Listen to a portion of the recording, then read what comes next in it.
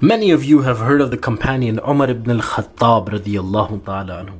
He narrates that once, in the dead of night, I was on my way home and I'm trying to escape my friends who are inviting me to do this and that, and I don't have either the time or the patience to go out with them. So as I'm walking back, I hear a voice coming from the Kaaba. As I get closer, I notice that it is the voice of Muhammad sallallahu alayhi wasallam. He thinks to himself, this is a good time. Na'udhu billah, this is a good time to assassinate, to give martyrdom to Rasulullah sallallahu alayhi wasallam. As he says, as he begins to get closer to Rasulullah sallallahu alayhi wasallam, I hear him say the Quran, and I sit and I listen.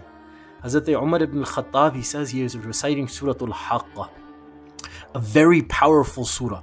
Al-Haqqah, Mal-Haqqah, وَمَا أَدْرَاكَ مَا-الْحَاقَّةُ كذبت ثمود وعاد بالقارئة فأما ثمود فأهلكوا بالطاغية وأما عاد فأهلكوا بريح صرصر عاتية. Look at the rhythm, the power of the words of Allah.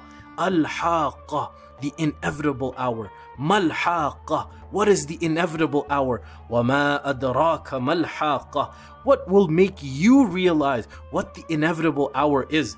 كذبت ثمود وعاد بالقارية. Both Thamud and Ad denied the striking disaster. فأما ثمود فأهلكوا بالطاغية. As for Thamud, they were destroyed by an overwhelming blast. وأما عاد فأهلكوا بريح صرصر عاتية. And as for Ad, they were destroyed by a furious, bitter wind. Hazrat Umar ibn al-Khattab, he's listening and he's almost in sync with the recitation of Rasulullah sallallahu alayhi wa alihi wasallam. And as the ayah continues and continues and continues, he begins to think to himself, what is this? As soon as he says this, the very next ayah that Rasulullah recites is إِنَّهُ لَقَوْلُ رَسُولٍ كَرِيمٍ. Indeed, this is the Quran, the recitation of a noble messenger. Hazrat Umar ibn al-Khattab, sitting quite a distance away, thinks in his head, Ma ash'arahu, what a poet, what a magnificent poet. The very next ayah in Surah Al-Haqqah, وَمَا هُوَ بِقَوْلِ شَاعِرٍ قَلِيلًا مَا تُؤْمِنُونَ. This is not the prose of a poet as you claim, yet you hardly have any faith. My dear brothers, the ulama, they say, Allah is now having a conversation with Umar ibn al-Khattab. The mediary is Rasulullah sallallahu alayhi wasallam. So Umar now is shocked. He thinks to himself, Ma asharahu, what a magician, what a fortune teller. I am sitting such a distance away and I'm thinking, not even speaking, and he can read my thoughts. The very next ayah is Wala biqawli kahin qalilan ma tadhakkarun. This is not the mumbling of a fortune teller, yet you are hardly mindful. Once again, Umar thinks, it's not poetry, it's not fortune teller, it's not magic. What is it? Allah subhanahu wa ta'ala, he says, Tanzilum min Rabbil Alameen. It is a revelation from the Lord of all of the worlds. وَلَوْ تَقَوَّلَ عَلَيْنَا بَعْدَ الْأَقَاوِيلِ. Had the messenger made up something in our name, لَأَخَذْنَا مِنْهُ بِالْيَمِينِ. We would have certainly seized him by his right hand. So Hazrat Umar ibn al-Khattab, he's listening to this and he realizes that this is Islam. Not a few days afterwards, my dear brothers, he goes on his way, and many of you have heard the story. I'll make it very short. I'll just give you a brief summary. He's walking with a sword in his hand to, again, the intention is, na'udhu billah, astaghfirullah, to give martyrdom to Rasulullah sallallahu alayhi wa alihi wasallam, where he meets a sahabi. He says, before you go and take care of the leader of the Muslims, why not go and look at the state of your own home? Your sister has accepted Islam. He goes in, and as you know, he begins to beat his sister, sees the blood, has a little bit of raham upon seeing the blood of his sister. He says to his sister, what were you reading? Out of raham, out of shame and guilt. He says, but she was also the daughter of al-Khattab, the same blood ran in her. Umar, I will not let you read the Quran like this. Go and do ghusl.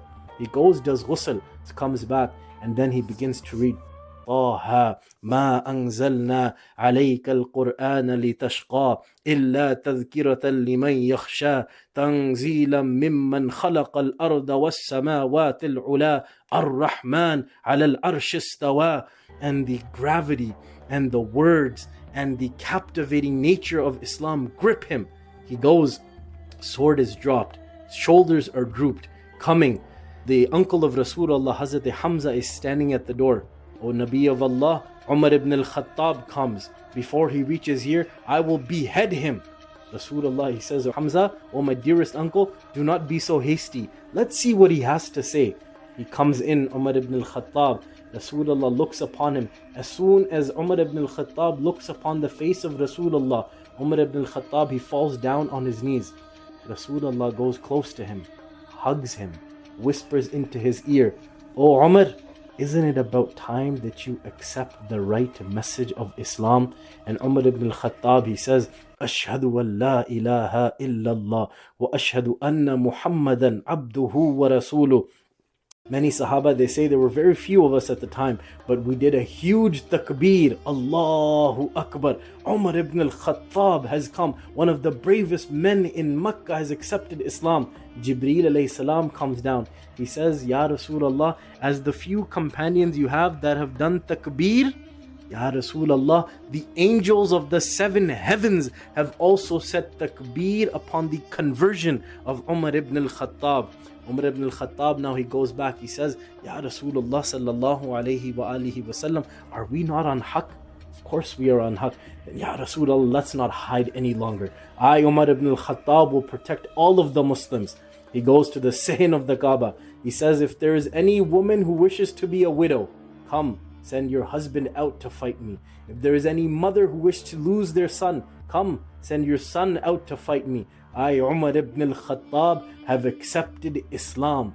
Not one non-Muslim dared step in front of Umar ibn al-Khattab. We need an Umar ibn al-Khattab to step forward today. We need someone to stand up for the dignity of the Muslims all across the globe.